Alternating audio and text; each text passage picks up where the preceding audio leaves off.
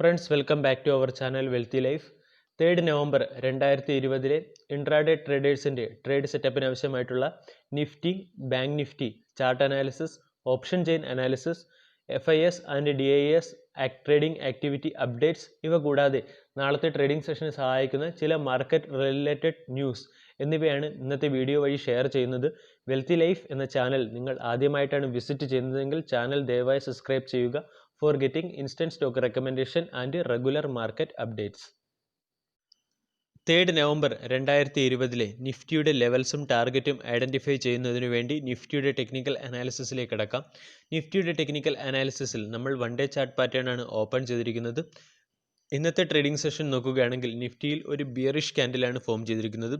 അതോടൊപ്പം തന്നെ previous 3 ഡേയ്സിലെ trading session നമ്മൾ നോക്കുകയാണെങ്കിൽ നിഫ്റ്റിയിൽ നല്ലൊരു കൺസോളിഡേഷനാണ് കാണാൻ സാധിക്കുന്നത്. അതായത് നിഫ്റ്റി 11,550 എന്ന് പറയുന്ന സപ്പോർട്ടിനെയും 11,750 എന്ന് പറയുന്ന റെസിസ്റ്റൻസിനും ഇടയ്ക്കുള്ള മൂവ്മെൻ്റ് ആണ് നമ്മൾക്ക് കാണാൻ സാധിക്കുന്നത്. 3 ക്യാൻഡിൽ പാറ്റേണുകളും ഇതേ ലെവലിൽ തന്നെയാണ് ഫോം ചെയ്തിരിക്കുന്നത്.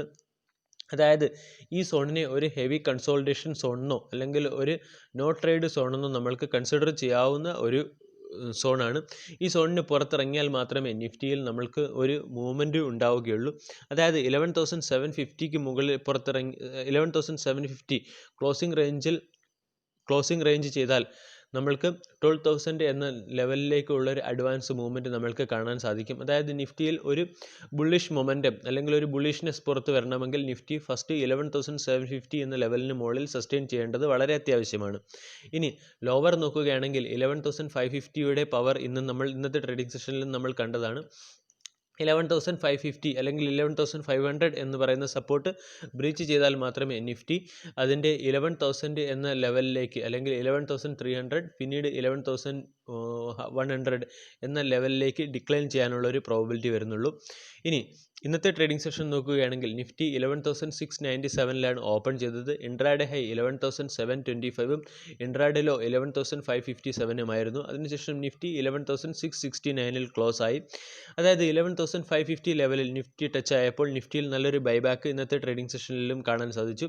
അതുകൊണ്ടാണ് ഇന്ന് ഈ ക്യാൻഡിൽ ഫോം ചെയ്തിരിക്കുന്നത്.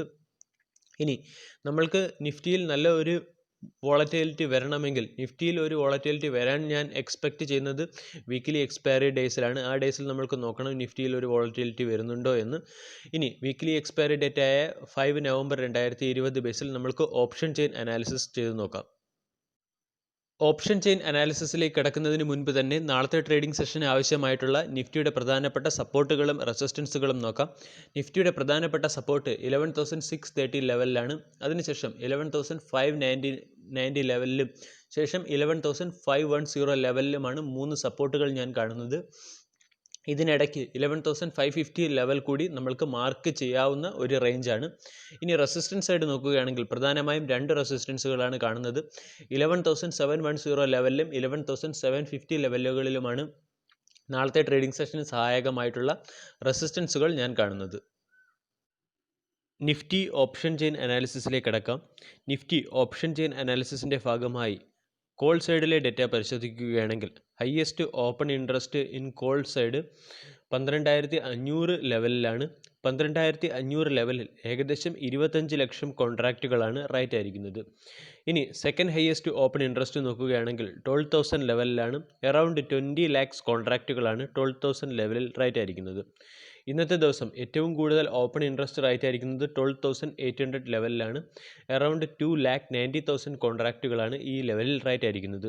ഇനി പുട്ട് സൈഡിലെ ഡേറ്റ പരിശോധിക്കാം. പുട്ട് സൈഡിൽ ഹയസ്റ്റ് ഓപ്പൺ ഇൻട്രസ്റ്റ് റൈറ്റ് ആയിരിക്കുന്നത് 11,000 ലെവലിലാണ്. 11,000 ലെവലിൽ അറൗണ്ട് 20 lakh കോൺട്രാക്റ്റുകളാണ് റൈറ്റ് ആയിരിക്കുന്നത്. ഇനി second highest open interest write ആയിരിക്കുന്നത് 11,500 ലെവലിലാണ്. Around 19 lakh കോൺട്രാക്റ്റുകളും.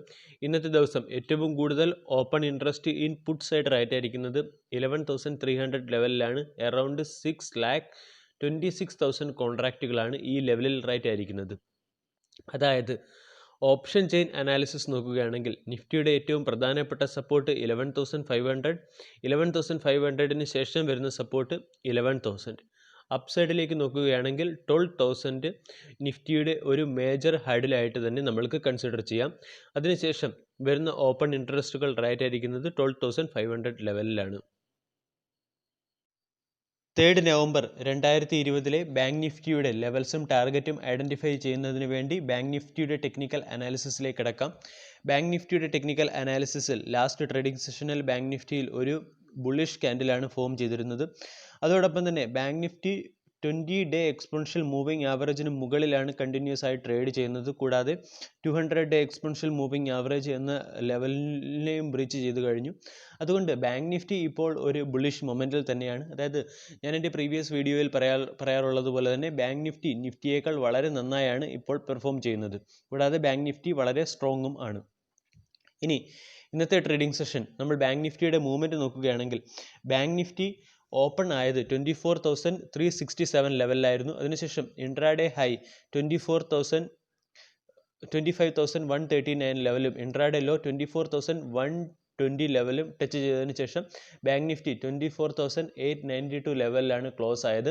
അതായത് ബാങ്ക് നിഫ്റ്റി 24,000-ന് മുകളിൽ നിൽക്കുമ്പോൾ ബാങ്ക് നിഫ്റ്റി എപ്പോഴും ഒരു ബുള്ളിഷ് അല്ലെങ്കിൽ ഒരു ബുള്ളിഷ് നേച്ചർ ആണെന്ന് കൂടി നമുക്ക് പറയാം. ഇനി നാളത്തെ ട്രേഡിംഗ് സെഷന് സഹായകമാകുന്ന ബാങ്ക് നിഫ്റ്റിയുടെ പ്രധാനപ്പെട്ട സപ്പോർട്ടുകളും റെസിസ്റ്റൻസുകളും ഏതൊക്കെയാണെന്ന് നോക്കാം. ബാങ്ക് നിഫ്റ്റിയുടെ പ്രധാനപ്പെട്ട സപ്പോർട്ട് 24,750 ലെവലിലാണ്. അതിനുശേഷം 24,500 ലെവലിലാണ് ബാങ്ക് നിഫ്റ്റിയുടെ സെക്കൻഡ് സപ്പോർട്ട് വരിക. ഈ രണ്ട് സപ്പോർട്ടും ബ്രീച്ച് ചെയ്താൽ പിന്നീട് മാത്രം ബാങ്ക് നിഫ്റ്റി 24,180 എന്ന് പറയുന്ന ലെവലിലേക്ക് പോകാനുള്ളൊരു പോസിബിലിറ്റിയേ ഉള്ളൂ. ഇനി റെസിസ്റ്റൻസ് നോക്കുകയാണെങ്കിൽ ബാങ്ക് നിഫ്റ്റിയുടെ ഫസ്റ്റ് റെസിസ്റ്റൻസ് വരുന്നത് 25,050 ആണ്. ഇന്നത്തെ ദിവസവും ഇൻട്രാഡേ ഹൈയിൽ ബാങ്ക് നിഫ്റ്റി 25,000 എന്ന് പറയുന്ന ലെവൽ ടെസ്റ്റ് ചെയ്തു. നാളെ അതിന് മുകളിൽ സസ്റ്റെയിൻ ചെയ്യുവാനായിരിക്കും ശ്രമിക്കുന്നത്. 25,050 ബാങ്ക് നിഫ്റ്റിയുടെ ഫസ്റ്റ് റെസിസ്റ്റൻസും സെക്കൻഡ് റെസിസ്റ്റൻസ് ആയിട്ട് 25,250 ലെവലിലുമായിട്ടാണ് വരുന്നത്. ബാങ്ക് നിഫ്റ്റി 25,250 ലെവലിൽ സസ്റ്റെയിൻ ചെയ്യുകയാണെങ്കിൽ വരും ദിവസങ്ങളിൽ ബാങ്ക് നിഫ്റ്റി 25,500 അതിനോടൊപ്പം തന്നെ 26,000 എന്നീ ലെവലിലേക്ക് അഡ്വാൻസ് ചെയ്യുന്ന കാഴ്ച നമ്മൾക്ക് കാണാൻ സാധിക്കുന്നതാണ്. ബാങ്ക് നിഫ്റ്റി ഓപ്ഷൻ ചെയിൻ അനാലിസിസിലേക്ക് കടക്കാം. ബാങ്ക് നിഫ്റ്റി ഓപ്ഷൻ ചെയിൻ അനാലിസിസിൻ്റെ ഭാഗമായി കോൾ സൈഡിലെ ഡേറ്റ പരിശോധിക്കുകയാണെങ്കിൽ കോൾ സൈഡിൽ ഹയസ്റ്റ് ഓപ്പൺ ഇൻട്രസ്റ്റ് റേറ്റ് ആയിരിക്കുന്നത് 26,000 ലെവലിലാണ്. 26,000 ലെവലിൽ അറൗണ്ട് 8,37,000 കോൺട്രാക്റ്റുകളാണ് റേറ്റ് ആയിരിക്കുന്നത്. ഇനി second highest open interest rate ആയിരിക്കുന്നത് 26,500 ലെവലിലാണ്. അറൗണ്ട് 6,98,000 കോൺട്രാക്റ്റുകളും 27,000 ലെവലിൽ അറൗണ്ട് 5,48,000 കോൺട്രാക്റ്റുകളുമാണ് റേറ്റ് ആയിരിക്കുന്നത്. ഇന്നത്തെ ദിവസം ഏറ്റവും കൂടുതൽ ഓപ്പൺ ഇൻട്രസ്റ്റുകൾ റേറ്റ് ആയിരിക്കുന്നതും 26,000 ലെവലിലാണ്.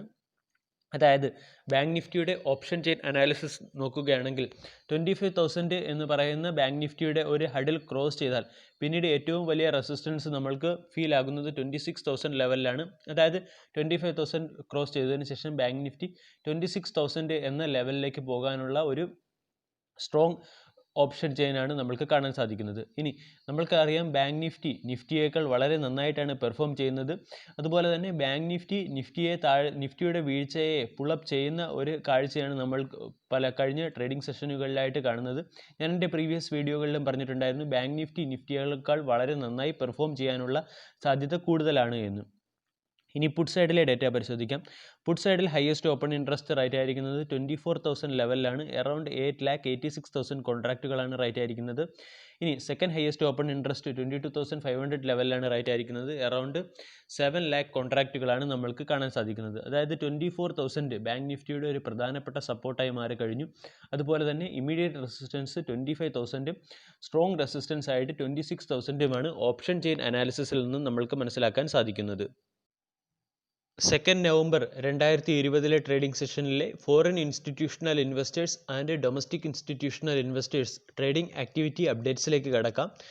2 നവംബർ 2020 ഫോറിൻ ഇൻസ്റ്റിറ്റ്യൂഷണൽ ഇൻവെസ്റ്റേഴ്സ് 6,824 കോടി രൂപയുടെ ബൈയിങ്ങും 6,084 കോടി രൂപയുടെ സെല്ലിങ്ങും ആണ് നടത്തിയത്. നെറ്റ് വാല്യൂ നോക്കുകയാണെങ്കിൽ 740 കോടി രൂപയുടെ ബൈയിങ്. ഇനി ഡൊമസ്റ്റിക് ഇൻസ്റ്റിറ്റ്യൂഷണൽ ഇൻവെസ്റ്റേഴ്സ് 3,816 കോടി രൂപയുടെ ബൈയിങ്ങും 4,350 കോടി രൂപയുടെ സെല്ലിങ്ങും ആണ് നടത്തിയത്. നെറ്റ് വാല്യൂ നോക്കുകയാണെങ്കിൽ 533 കോടി രൂപയുടെ സെല്ലിംഗ് ആണ് നടത്തിയത്. രണ്ട് ഇൻസ്റ്റിറ്റ്യൂഷണൽ ഇൻവെസ്റ്റേഴ്സിൻ്റെയും കൂടി ആക്ടിവിറ്റി നമ്മൾ കമ്പൈൻ ചെയ്ത് നോക്കുകയാണെങ്കിൽ മാർക്കറ്റിൽ ഒരു നെറ്റ് ബൈയിങ് ആണ് നടന്നത് എന്ന് നമ്മൾക്ക് മനസ്സിലാക്കാൻ സാധിക്കും. നാളത്തെ ട്രേഡിംഗ് സെഷന് സഹായകമാകുന്ന ചില ന്യൂസുകൾ പരിചയപ്പെടാം. ഒന്നാമത്തെ ന്യൂസ് ഗവൺമെൻറ് PSU സെക്ടർ കമ്പനിയുടെ ന്യൂസാണ്. അതായത് NTPCയുടെ Q2 റിസൾട്ട് വന്നു. വളരെ നല്ല രീതിയിലുള്ളൊരു പെർഫോമൻസ് ആണ് കമ്പനി നടത്തിയിരിക്കുന്നത്. Q2 റിസൾട്ടിൽ പ്രോഫിറ്റ് ഇൻക്രീസ് ആയിട്ടുണ്ട്. അതോടൊപ്പം തന്നെ പ്രധാനപ്പെട്ട ഒരു ന്യൂസ് NTPCയുടെ ബൈബാക്ക് ആണ്. അതായത് 115 രൂപ ഷെയറിൽ 115 രൂപ പെർ ഷെയറിൽ NTPC ബൈബാക്ക് നടത്തുന്നു. റെക്കോർഡ് ഡേറ്റ് ആയിട്ട് 13 നവംബർ 2020 NTPCയുടെ സ്റ്റോക്ക് നിങ്ങൾ ആൾറെഡി ഹോൾഡ് ചെയ്തിട്ടുണ്ടെങ്കിൽ ഉറപ്പായിട്ടും ബൈബാക്കിൽ പാർട്ടിസിപ്പേറ്റ് ചെയ്യേണ്ടതാണ്. NTPC ആൾറെഡി നമ്മളുടെ PSU സെക്ടറിലെ ഡിവിഡൻഡ് ഇൻവെസ്റ്റിംഗ് സ്ട്രാറ്റജി അനുസരിച്ച് ഇൻവെസ്റ്റ് ചെയ്യാവുന്ന സ്റ്റോക്കാണെന്ന് ഞാൻ ആൾറെഡി പറഞ്ഞു കഴിഞ്ഞിട്ടുണ്ടായിരുന്നു. അതിൻ്റെ വീഡിയോ ഡിസ്ക്രിപ്ഷൻ ബോക്സിൽ അവൈലബിളുമാണ്. ഈ ന്യൂസിനെ ചൊല്ലി NTPCയിൽ ഒരു മൊമെൻറ്റം വരാനുള്ള പ്രോബിലിറ്റി ഉണ്ട്. അതുപോലെ തന്നെ മറ്റൊരു കമ്പനിയായ NMDCയും ബൈബാക്കിനെ കുറിച്ചുള്ള ന്യൂസ് വന്നു കഴിഞ്ഞു. അതായത് 10 നവംബർ 2020 നമ്മൾക്ക് NMDCയുടെ ബൈബാക്കിനെ കുറിച്ചുള്ള ഫുൾ ഡീറ്റെയിൽ ഇൻഫർമേഷൻ അറിയുന്നതാണ്. ഇനി Q2 റിസൾട്ട് സംബന്ധിച്ചുള്ള മറ്റ് സ്റ്റോക്കുകൾ നോക്കുകയാണെങ്കിൽ PNBയുടെ Q2 റിസൾട്ട് വന്നു. പ്രോഫിറ്റിൽ 22% ഹൈക്കാണ് ഉണ്ടായിരിക്കുന്നത്. അതുപോലെ തന്നെ നെറ്റ് ഇൻട്രസ്റ്റ് റേറ്റ് നോക്കുകയാണെങ്കിൽ 85% ഹൈക്ക് ആയിട്ടുണ്ട്. ബാങ്കിങ് സെക്ടറുകളെല്ലാം തന്നെ വളരെ നല്ല രീതിയിലുള്ളൊരു പെർഫോമൻസ് ആണ് ഇപ്പോൾ കാഴ്ചവെക്കുന്നത്. അതിൻ്റെ പ്രധാനപ്പെട്ടുള്ള റീസൺ നമ്മൾ ആൾറെഡി പറഞ്ഞു കഴിഞ്ഞു.